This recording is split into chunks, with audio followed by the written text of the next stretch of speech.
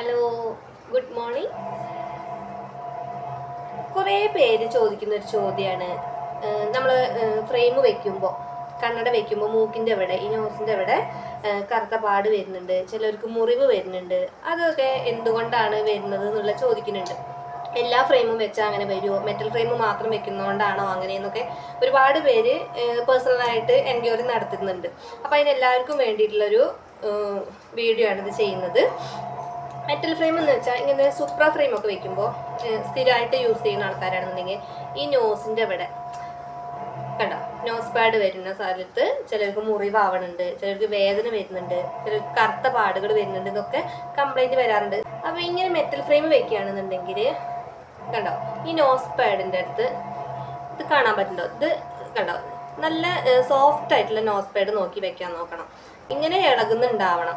ചിലത് കുറച്ച് കാലം കഴിയുമ്പോൾ ചളിയൊക്കെ വന്ന്, ചിലത് ഈ വെള്ള കളറുള്ളത് മഞ്ഞ കളറൊക്കെ ആവും. അങ്ങനെയൊക്കെ ആവുമ്പോൾ നമ്മൾ തൊട്ടടുത്ത ഷോപ്പിൽ പോയി ഒപ്റ്റിക്കൽസ് പോയിട്ട് അത് രണ്ടും മാറ്റാൻ പറയണം. മാറ്റി വെച്ച് പുതിയതായിട്ട് നല്ല സോഫ്റ്റ് ആയിട്ടുള്ള നമ്മൾ തിരഞ്ഞെടുത്തിട്ട് വെക്കാൻ അവരോട് പറയണം.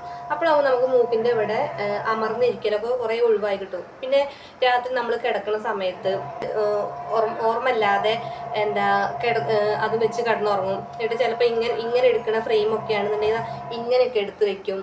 അപ്പോൾ ഒക്കെ നമ്മളെ അലൈൻമെൻറ്റ് പ്രശ്നം വരും. ചിലപ്പോൾ നോസ് പാഡ് ഇവിടുന്ന് പോവാൻ ചാൻസ് ഉണ്ട്. ചിലർക്ക് അറിയില്ല നോസ് പാഡ് ഇവിടുന്ന് പോയാൽ നമുക്കിത് വീണ്ടും വെക്കാൻ പറ്റുമോ ചിലർക്കൊക്കെ അറിയാത്തവരുണ്ട്. അവർക്കൊക്കെ വേണ്ടിയിട്ടാണ് പറയണത്. നോസ് പാഡ് ഇങ്ങനെ പോയിട്ടുണ്ടെന്നുണ്ടെങ്കിൽ ഒരു സ്ക്രൂ ആണ് ഉണ്ടാവുക. അത് നമ്മൾ ഒപ്റ്റിക്കൽ ഷോപ്പിൽ ചെന്നാൽ അവർ ചെയ്തു തരും. രണ്ടെണ്ണം ഒരേ മായത്ത് വെച്ച് നമുക്ക് സെറ്റ് ചെയ്ത് തരും. ഇടയ്ക്കിടയ്ക്ക് നമ്മൾ ഒരു 6 മാസം കൂടുമ്പോഴെങ്കിലും നമ്മളെ ഫ്രെയിം ഒന്ന് കൊണ്ടുപോയിട്ട് ചെക്ക് ചെയ്ത് അതിൻ്റെ അലൈൻമെൻറ്റും കാര്യങ്ങളൊക്കെ റെഡിയാക്കണം. നോസ് പാഡൊക്കെ ചേഞ്ച് ചെയ്ത് വൃത്തിയുള്ളത് വെക്കുക. അങ്ങനെയൊക്കെ ചെയ്യുമ്പോൾ തന്നെ കുറേ അങ്ങനത്തെ പ്രോബ്ലങ്ങളൊക്കെ നമുക്ക് മാറ്റിയെടുക്കാവുന്നതാണ്.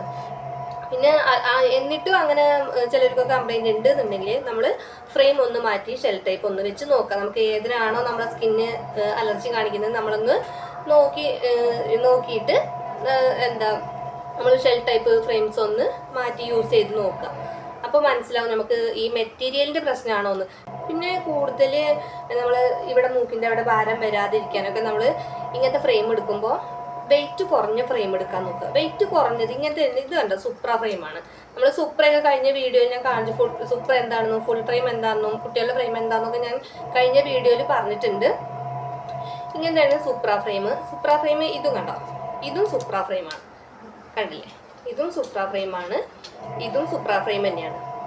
ഇത് രണ്ടിനും ഇതാവുമ്പോൾ കുറച്ച് വെയിറ്റ് കുറവാണ്. നമുക്ക് വെയിറ്റ് കുറവുള്ളതാണ് വെക്കാൻ ഏറ്റവും നല്ലത്. കണ്ടോ, വെയിറ്റ് കുറവില്ലാകുമ്പോൾ നമ്മൾ മൂക്കിൻ്റെ അവിടെ അത്ര അമർന്ന് നിൽക്കില്ല. അതിൻ്റെ നല്ല സോഫ്റ്റ് ആയിട്ടുള്ള കണ്ടോ, ഇങ്ങനെ ഇളകുന്ന കാണാൻ പറ്റുന്നില്ല, ഇങ്ങനെ ഇളകുന്നുണ്ട്. മറ്റേ ചിലത് കുറച്ച് പഴക്കം വന്നങ്ങനെ ഇളകില്ല, അങ്ങനെ ഹാർഡായിട്ട് നിൽക്കും. അങ്ങനെ നിൽക്കുന്ന നോസ് പാഡൊക്കെ വെക്കുമ്പോഴാണ് ഇവിടെ ചിലർക്ക് മുറിവ് വരാനും ചില കറുത്ത പാട് വരാനും കുഴിഞ്ഞു പോണതൊക്കെ കംപ്ലൈൻറ്റ് വരാറ്. അപ്പോൾ മാക്സിമം ഇങ്ങനത്തെയൊക്കെ ഫ്രെയിം എടുക്കുമ്പോൾ നമ്മൾ വെയിറ്റ് കുറഞ്ഞ ഫ്രെയിം സെലക്ട് ചെയ്ത് എടുക്കാൻ നോക്കാം. നമ്മൾ എപ്പോഴും ഫ്രെയിം എടുക്കുമ്പോൾ ഇങ്ങനെ ലെഗ് ഉണ്ട്, ഇങ്ങനെ വൈഡായിട്ട് പോകാൻ ചാൻസ് ഉള്ളത് എടുക്കാതിരിക്കുക. ഇതൊക്കെ പറഞ്ഞത് നമ്മൾ യൂസ് ചെയ്യാൻ പ്രത്യേകം ശ്രദ്ധിക്കുക. പിന്നെ നമ്മൾ കണ്ണട വെക്കുന്ന ആൾക്കാർക്ക് വേണ്ടിയിട്ട് പറയുന്നതാണ്, നമ്മൾ എപ്പോഴും കണ്ണട വെക്കുമ്പോൾ രണ്ട് കൈ കൊണ്ട് വെക്കുകയും രണ്ട് കൈ കൊണ്ട് എടുത്ത് ഊരി വെക്കുകയും വേണം. ചിലർ കണ്ടിട്ടില്ലേ ധൃതിയിലൊക്കെ പോകുമ്പോൾ ശരി എന്നൊക്കെ പറഞ്ഞിട്ട് ഇങ്ങനെയൊക്കെ പോണത്.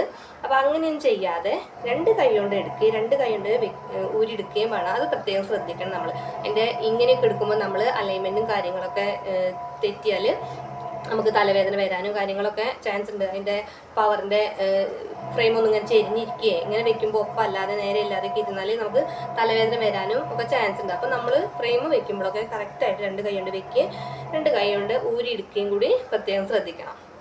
നോസ് പാഡ് പോകുമ്പോൾ ഇവിടെ ഒരു ചിലപ്പോൾ ഇതുണ്ടാവില്ല, അങ്ങനെയൊക്കെ ചിലർ അറിയും. ഇനി അത് വെക്കാൻ പറ്റുമോ ഇല്ല, ചിലർ അറിയാത്തവരൊക്കെ ഉണ്ടാവും. അപ്പോൾ അവർക്കൊക്കെ വേണ്ടിയിട്ട് അപ്പോൾ അങ്ങനെയുള്ളൊരു ഒപ്റ്റിക്കൽ ഷോപ്പ് പോയിട്ട് നോസ് പാഡ് ചേഞ്ച് ചെയ്യുക, ശ്രദ്ധിക്കുക, ക്ലീൻ ചെയ്യുക. പച്ച കളറൊക്കെ വന്നാൽ മഞ്ഞ കളറൊക്കെ വന്നാൽ അതൊക്കെ ഒഴിവാക്കിയിട്ട് പുതിയ നോസ് പാഡ് വെക്കാൻ ഷോപ്പിൽ പോയി കൊണ്ടുപോയി. അതിന് ചെറിയൊരു വലിയ സംഖ്യ ഒന്നും ആവില്ല, ചെറിയൊരു ചില്ലറ പൈസയൊക്കെ ആവുള്ളൂ.